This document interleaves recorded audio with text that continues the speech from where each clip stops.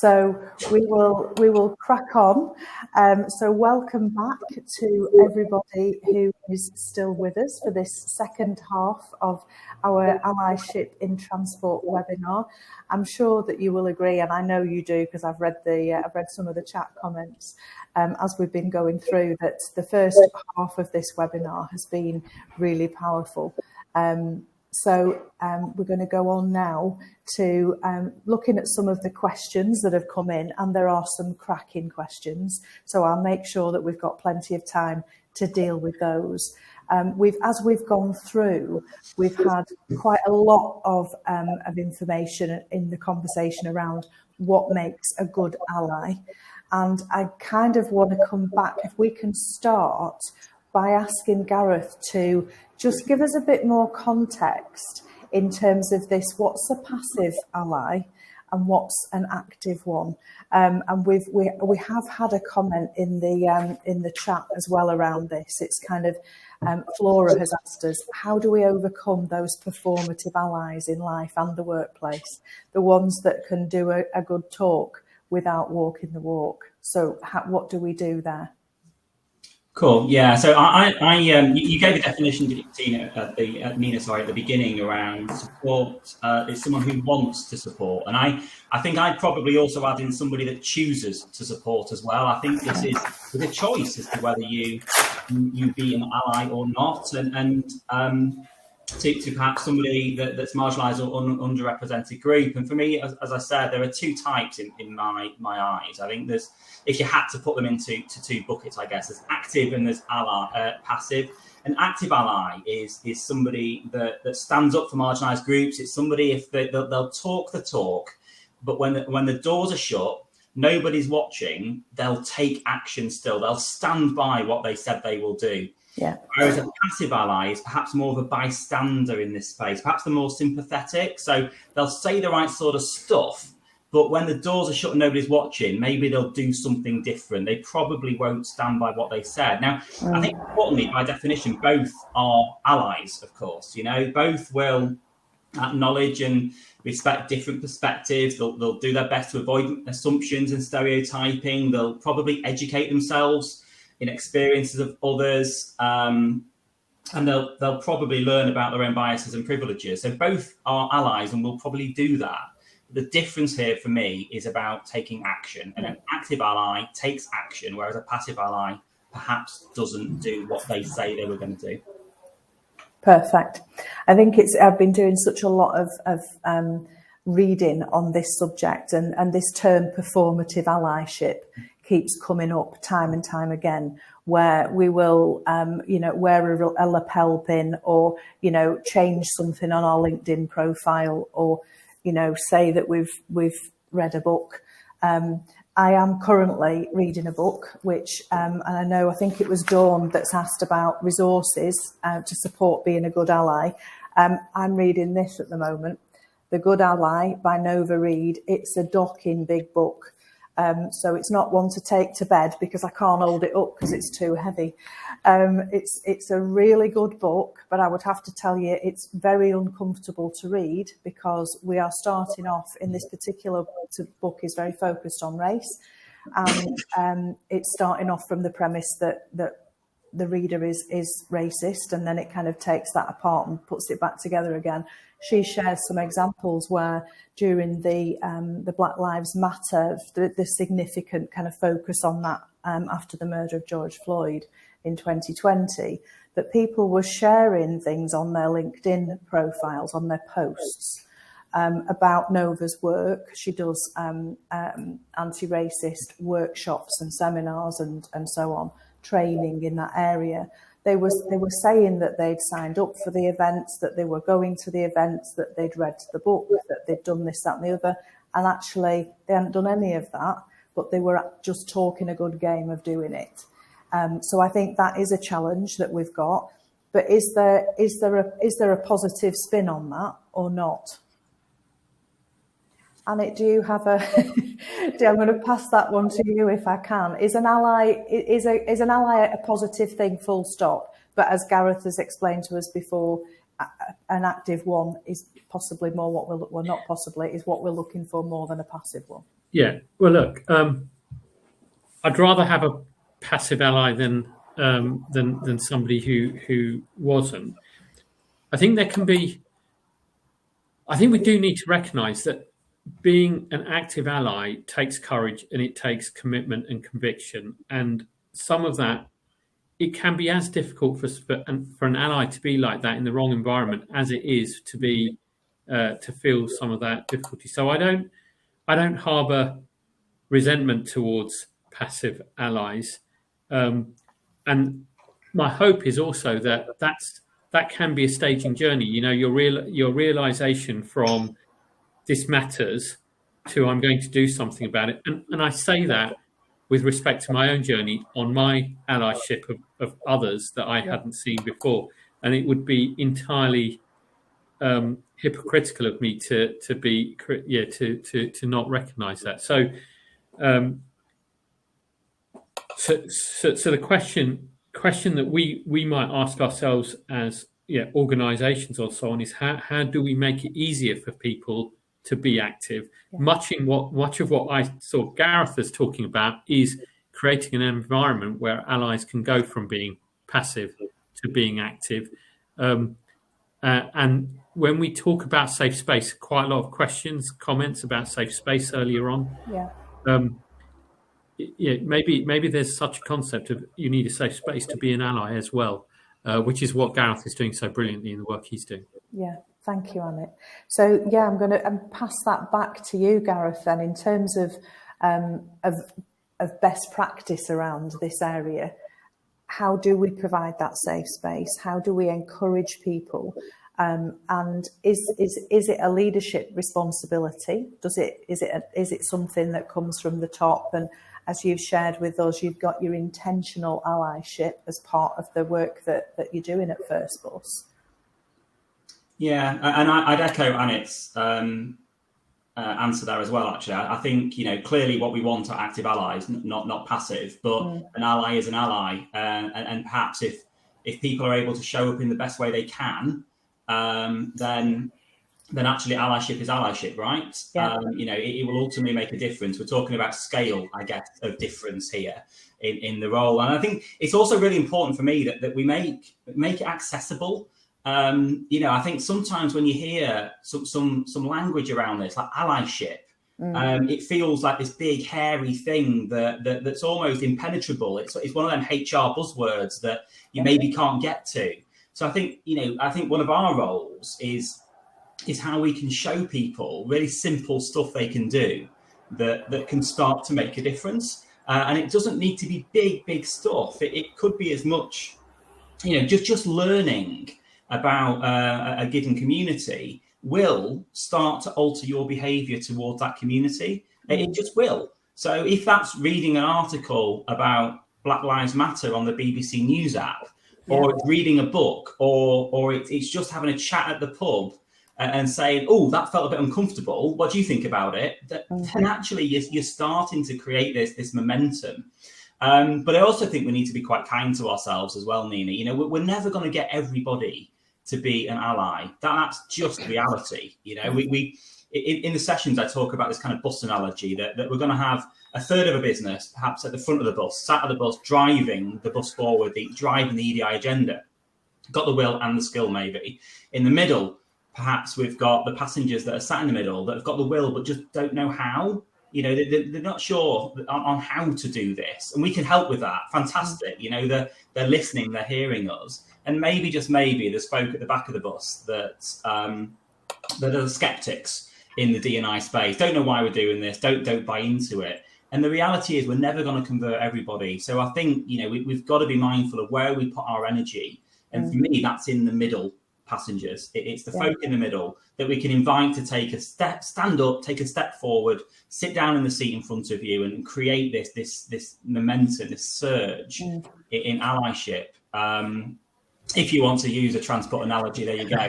I think that's a brilliant analogy, actually. I think, for me, this is about, as I said, it's about small steps that we can offer up to folk to say, consider this. What about your pronouns? use your pronouns in your email signature, and better still, put a link in there while you're doing that. So when people see it, they're going to see them, and also there's an informative piece to educate people going forward. Yeah. What's your language you're using? Be careful of your intent versus the impact, and just these small things that can lead towards. But I do think we've got to be kind to ourselves here, and also I think we need to bring people with us, and we can't go striding ahead too quickly and leave too many on the bus that are just don't really know what's going on. No, perfect analogy. I love it. Anit, you wanted to come in there. Yeah, and Gareth, a couple of things you said there really triggered a thought in my mind about, to solve a problem first, you've got to recognise the problem exists. And if the journey there that the folk on Gareth's bus was talking about is on that journey of recognising a problem exists, which creates awareness that then creates a willingness to do something about it. Then all the better, because there is no doubt in my mind that there are people in our industry who don't believe we have a problem in this industry. People have said that to me in direct challenge to some of the times that I talk about this issue. They have directly challenged me and said, we don't really have an issue in this industry around equality, diversity, or inclusion. If you genuinely don't believe we've got a problem, we could have a long debate, and that's probably another subject of one of these. Yeah. Then you're never going to be an ally. But if you're moving through that curve, then that's another person that can help us get there, because they have to get into even passive allyship. You've got to recognise and accept there's a problem. Yeah, absolutely, and I definitely agree with you. I think that the denial that there is a problem is very much alive and kicking in many organisations, and we see that from an employer value proposition when we're talking to clients about attracting talent into their organisations. There is definitely a huge amount of work to do. And we've, that kind of going at the pace we need to go at. We've had a comment in there from Shireen around, no, we can't go slow, we've got to go fast because we're losing good people. So how do we accept that we've got to go, I don't know, do we go at the pace of the slowest person, Gareth, or what? How do we do that? How do we make sure that we're gaining some momentum and we're going quickly enough before it's too late and all the good people have gone? I think it's a really great position to ask, actually. Do we go as slow, the slowest one? No, we don't. I think we need to go at a pace that we can maintain and bring people with us.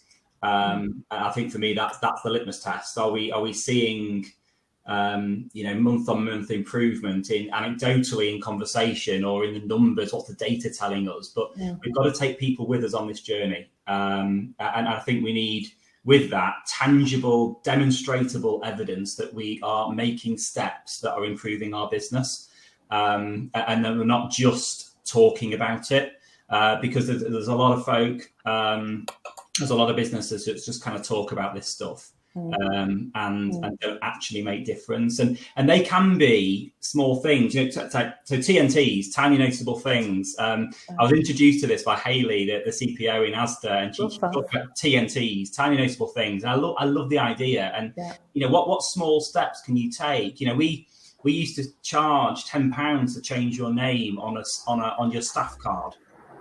And I was chatting to somebody one day that was transitioning and was horrified that they were having to pay to change their name because they're transitioning, and I couldn't agree more. And so we addressed it. Within 24 hours, we changed the policy, and now name changes are completely free of charge. And it's little examples that we can hold up and say, we're listening, we're working hard on this, and we're prepared to change.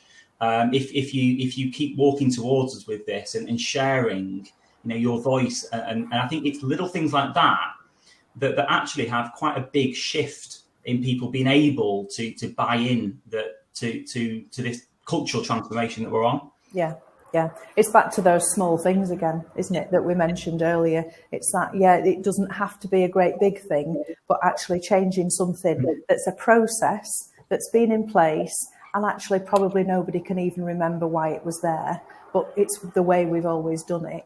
So we'll carry on doing it. Well, actually, no, let's look at this afresh. Let's look at this from a different perspective. If I may, Nina, just to also pick up on what Anit said around, do we have a problem, yes or no? I think we need to be really careful about the questions we ask as well. If we ask a business like ours, made up predominantly of white males, do you feel included in this business? The reality is we're going to get quite a significant score of folks saying, yeah, I do.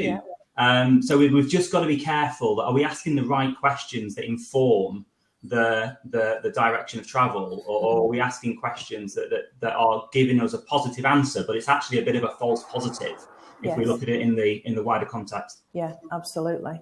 I do want to move on to questions because we've got some crackers, so I want to make sure we've got enough time for you both to respond to these fantastic questions that the audience have given us.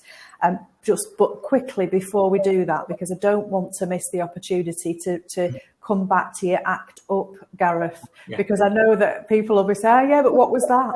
So can you give us a quick explanation of that before we move into the questions, please? Yeah, right. Let me do this in a minute then. So hold on tight, folks. So act up, ACTUP, a model, if you like, for active allyship. It's adapted from this book here. I am not affiliated with this book in any way. It's Better Allies by Karen Caitlin. It's a really nice book. It's slightly not as big as yours. So it's more my kind of book, actually. Yeah.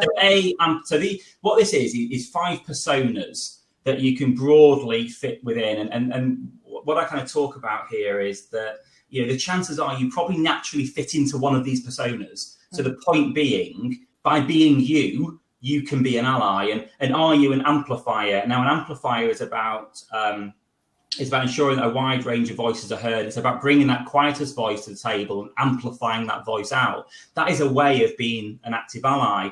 Are you curious? A curious learner puts their own opinions and frame of reference perhaps to one side to challenge and learns about the challenges and prejudices faced by colleagues. So, just learning, this kind of point I said earlier, just learning about a given community or a topic or an aspect of ED&I is enough to slightly change your behaviour to it. And that is a way of being an ally. Are you a trusted advisor? This is about somebody who will use their role, their experience, their position to mentor perhaps or sponsor an individual or a group, often show up as mentors or sponsors. It's about using your experience to help those that perhaps have not been fortunate enough to have those experiences afforded to them. Are you an upstander? An upstander will shut down and report. And Anna, you said something earlier, prepared to challenge. For me, upstanders are the allies that are prepared to challenge. They know the difference between right and wrong. And if a wrong is done, they will address it and make sure that they call it in or call it out so that it can be addressed and the behaviour change going forward. And finally, are you a P for promoter?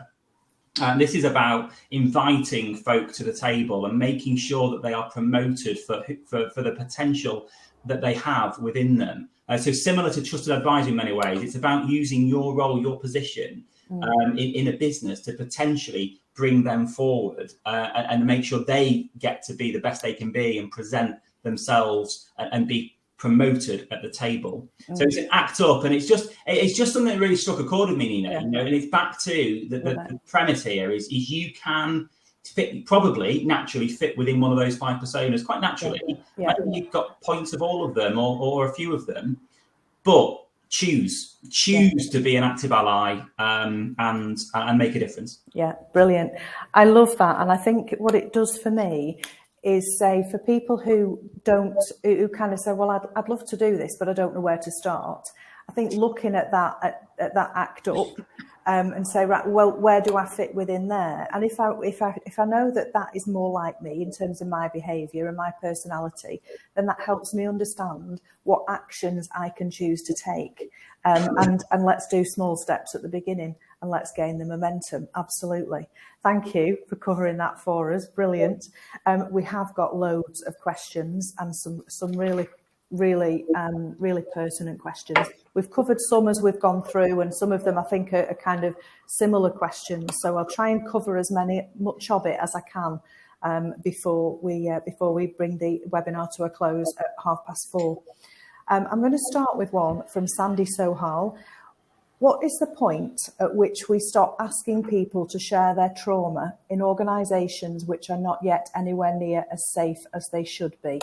So coming back to the safe space question, what is actually happening on a practical level to have the majority groups do their own work? So how do we make it safe for people to share their story within an organisation, is my interpretation of what Sandy's asking here. Nina, I think the question goes further. I think the questions are actually saying we're doing quite a lot to understand those.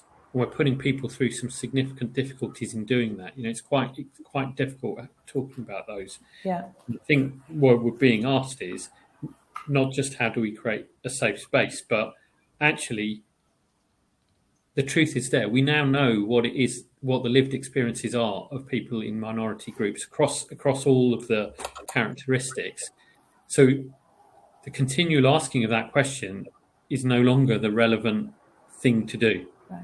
We've asked that question now. We know the answers to those questions. The only reason to ask that question now should be the things we've done to change those lived experiences. Has it had the impact it should have? It's a really thought-provoking question because it's not something I had thought of before that question. And I think there's a couple of answers to that question. My own personal view, from my own personal position, is I'm not going to stop talking about the trauma, because as soon as I do, I'm not being authentic to who I am and my real life experiences that I've had. And we heard about the powerfulness of storytelling before. So I think, therefore, I can then see the leap that you've made to continue to make that a safe space for people to have a conversation. And often a way to do that is creating things like staff networks that allow people to have those conversations in safe environments, to anonymize those conversations beyond there, to continue to do it. I decided a long time ago that if I was going to bring change about here, then I was going to have to make myself vulnerable and put myself out there to say those things. But I think that's potentially different for a leader than it might be for non-leaders, because I can create that self space for myself, kind of thing. Yeah. So my honest answer to that question is, as long as we've got an issue, we need people facing those issues to have a voice. And creating that safe space for those voices is the middle ground to that space, because otherwise those people who believe we don't have a problem may believe we've solved that problem when those voices stop. Yeah, exactly. And we've got confirmation in the chat from Sandy that is what she was asking. So well done for interpreting that better than I did. Gareth, have you got anything that you want to add into that question? Only to say, I think that I don't think we'll ever stop asking and listening to lived experiences. I think there will always be a need for us to continue to learn and understand each other better. And so I don't foresee a time when we will stop. And I think we should always create the space to be able to use stories to learn from and be a better ally. So I think it's an incredibly powerful question, Sandy, and I think you've built it beautifully there too. I don't foresee a time when we'll ever stop. But we're always going to learn from each other. That's the human race. Yeah, I think what we can think about is the return that we give people for that. So there's, provided we do it in a way to learn and then take action, then people will. So there's the safe space element. There's also got to be an improvement in the lived experiences of those people for it to be worth the while. Exactly. And there's a question from Jen Clare that came in quite early doors, really, but it ties into what we've just been talking about. So Jen says it's a fine balance between being inquisitive and making the effort to explore other people's world, culture, life, etc. Are there any tips on how people can explore it without innocently causing offence? Go on, Anit. Yeah, look, the way in which you ask the question is all... So, again, from my personal experience, if you do it from genuine interest and curiosity, it comes through in the way you ask the question.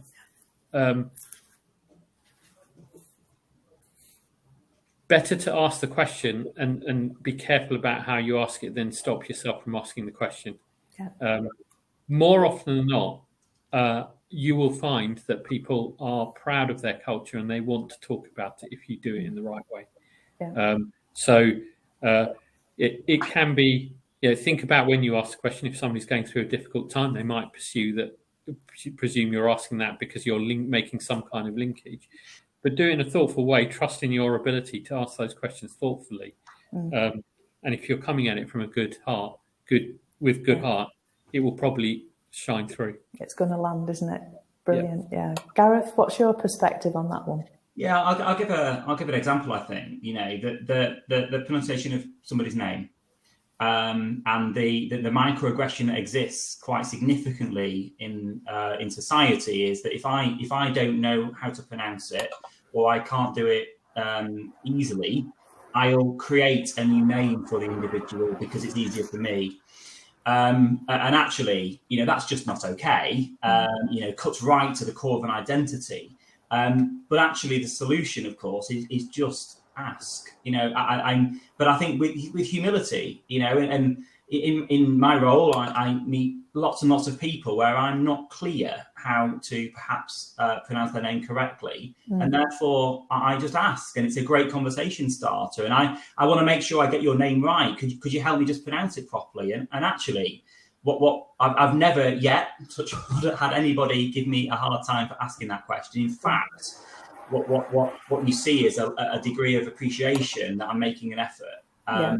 And so I think that for me, Nina, is a bit of an example around if you ask, like Anit said, if you ask in the right way from a place of curiosity and actually from a place of positive intent of trying to get this right or learning or understanding, then I think everybody is prepared to share their story around that. Yeah, and it's part of the learning.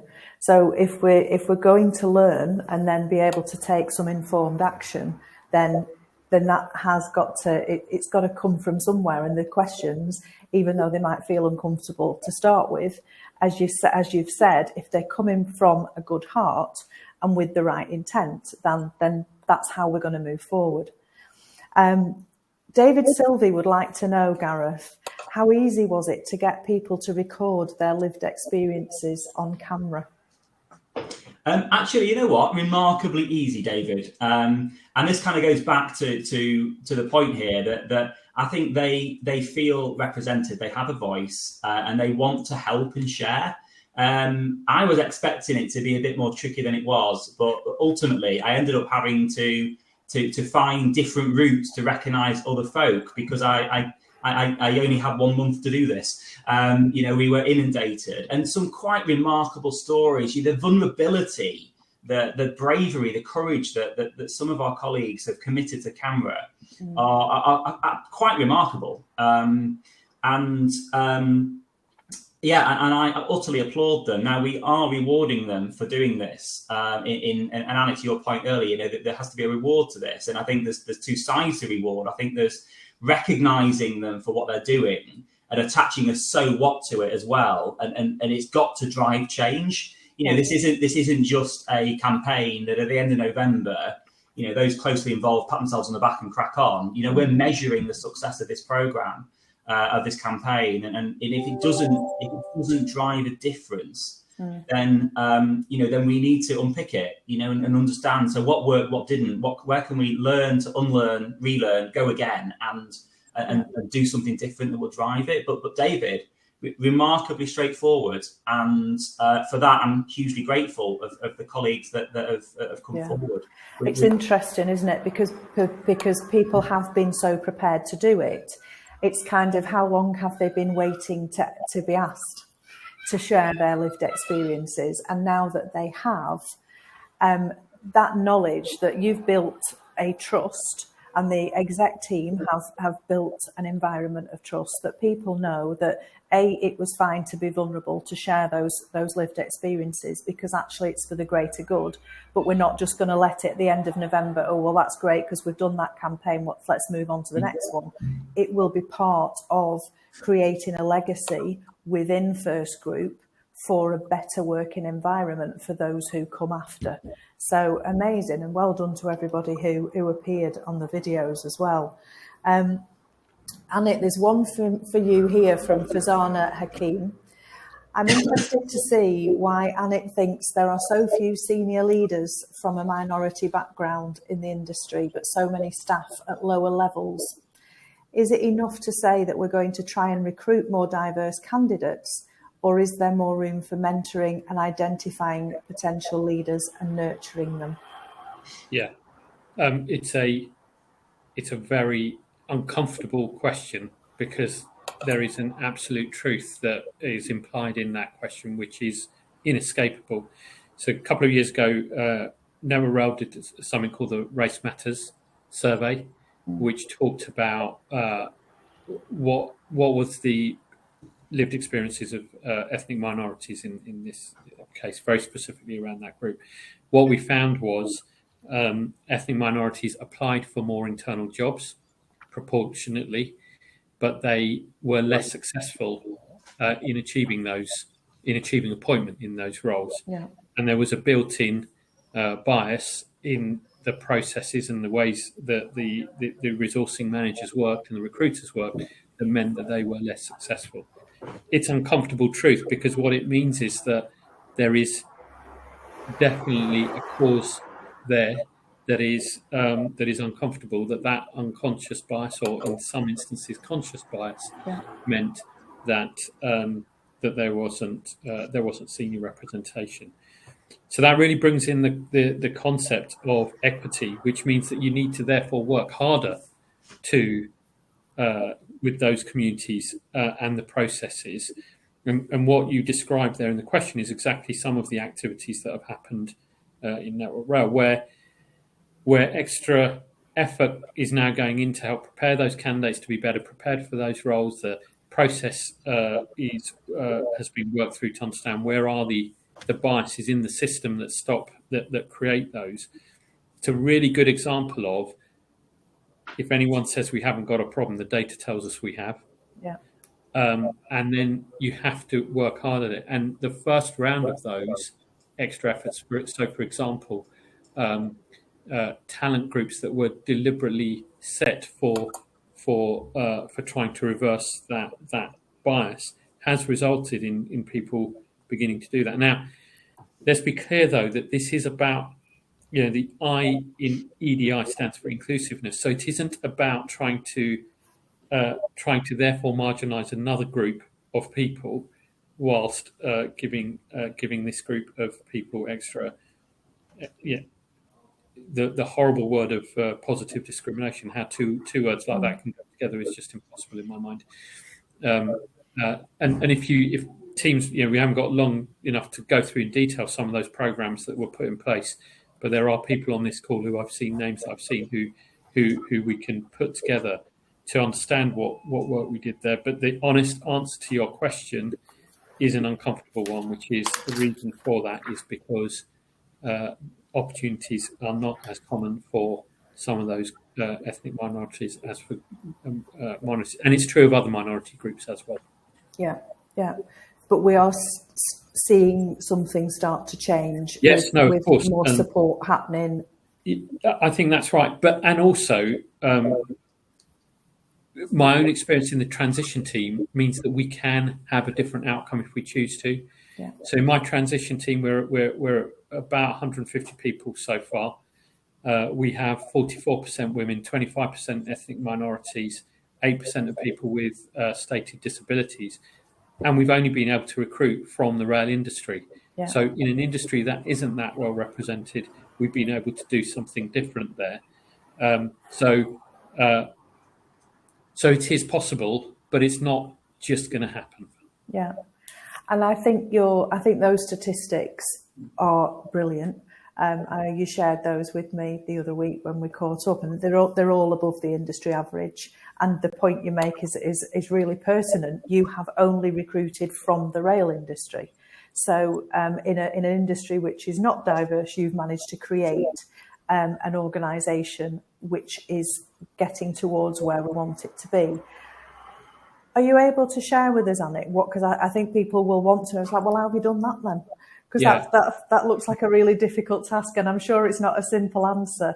But is there anything you can share with us in terms of how you've achieved that? Well, look, the first thing to say is when you're setting up something new, it's so much easier to start from the right place than adjust it. So, it's we have that advantage. Beyond that, though, we set out deliberately as one of our defining characteristics that we wanted in GBRTT was to be the example that we wanted to set for the rest of the industry. For those of you who are aware of the Williams Review, that was one of the things that Keith Williams found, was that the industry was not diverse. Now, I want to be clear: is we have that set of stats is one of the aspects of ED&I. It just shows data-based diversity. We've still got to work on inclusivity. We've still got to work on equality, and those are not achieved automatically by diversity. We need to do that. But setting out that really clear frame of we wanted to do that. Secondly, when we created the leadership team, we did have a mixed leadership team, and I think that also creates the right outcome. People see that journey. Then as we went about the recruitment, our resourcing team were determined to set in place a process that gave us the best possible chance and called people out when their recruitment started not looking like it was achieving those things. And it made people stand back and think, have I just done that as fairly as I could have?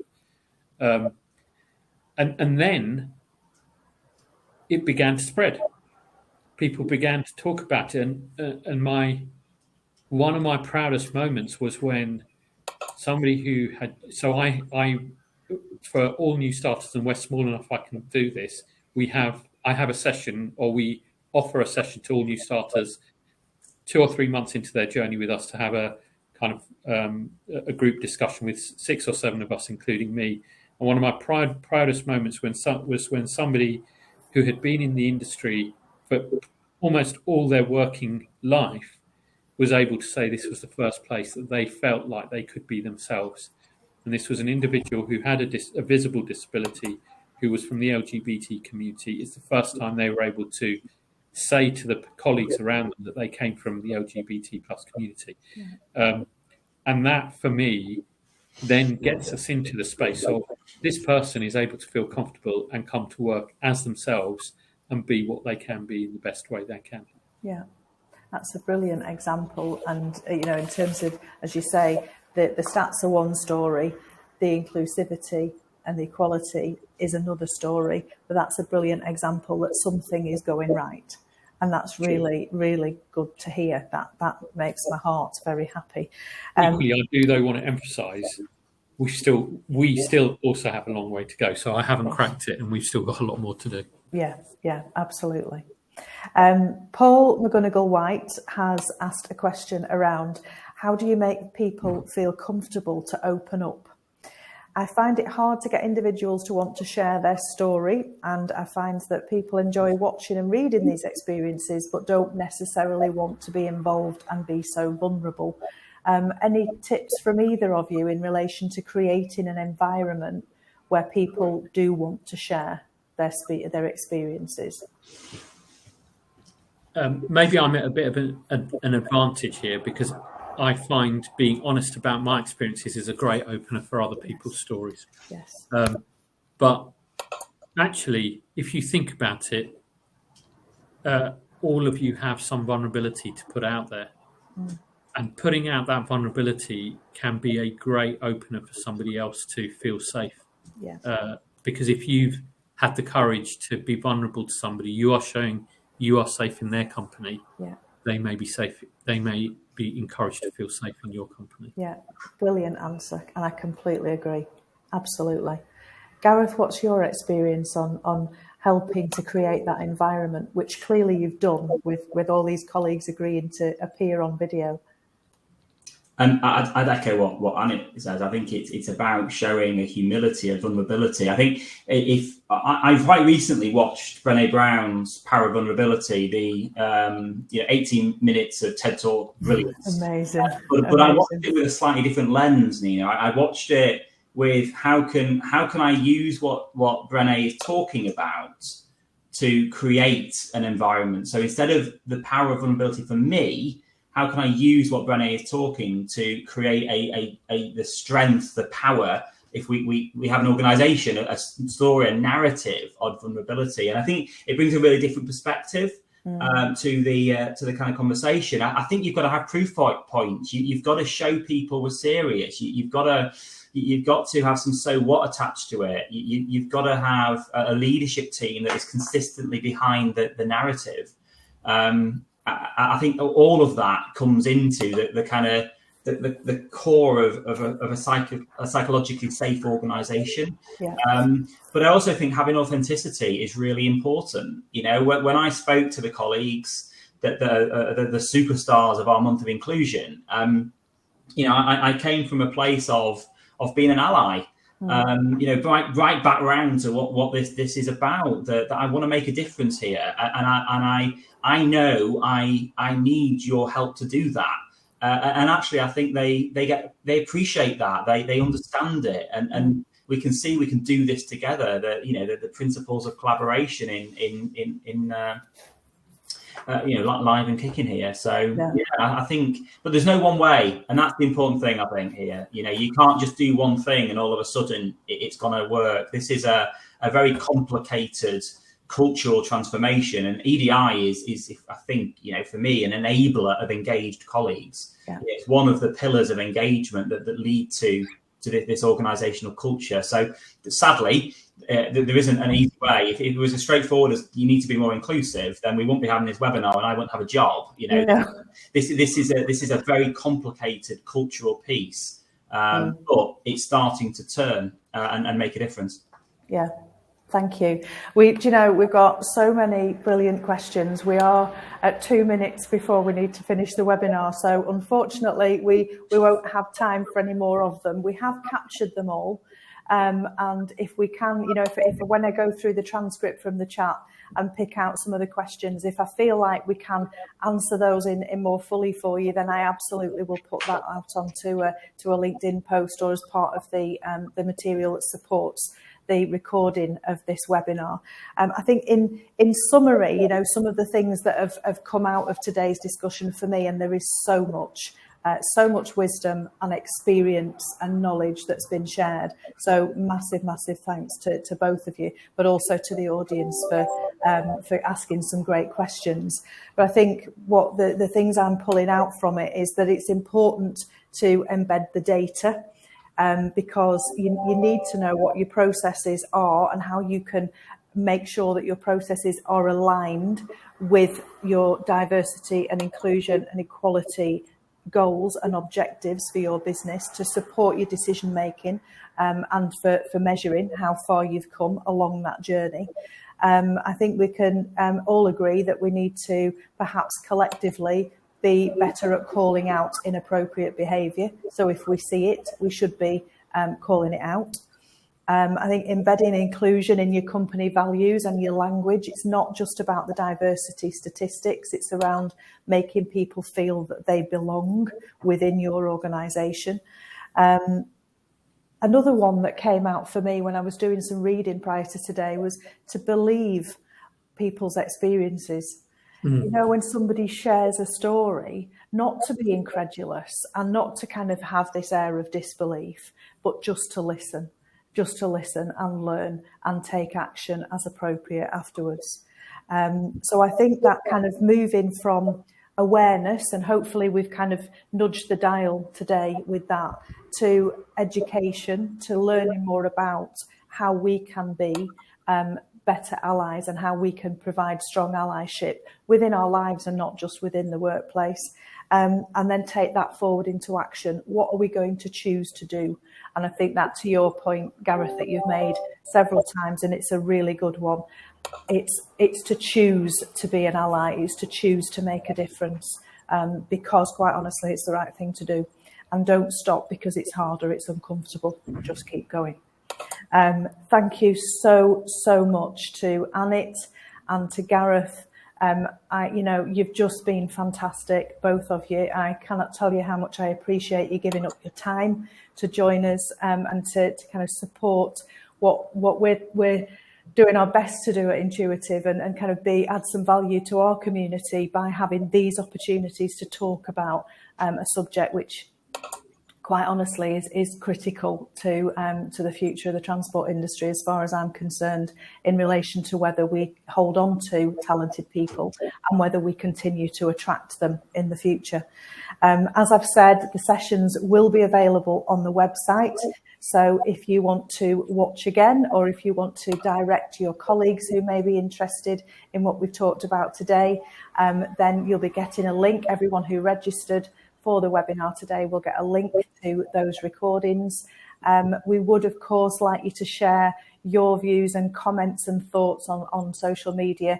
Tag us in and let us know what you got out of today, what you're going to do differently, what you've learnt. And we'd love to know your feedback. I know quite a few of you have done that already. Thank you to Caroline for being a superstar in the chat room. If ever there was a perfect place for our Caroline to be, it's in the chat room. So thank you to Caroline for that. And thank you to Toby and the team at Workshop, because as always, they've been brilliant at keeping me straight on the technology side of things. Thank you all so much indeed for joining us. Please join us next time. We'll be doing more of these in 2023. And for now, have a lovely evening and take care.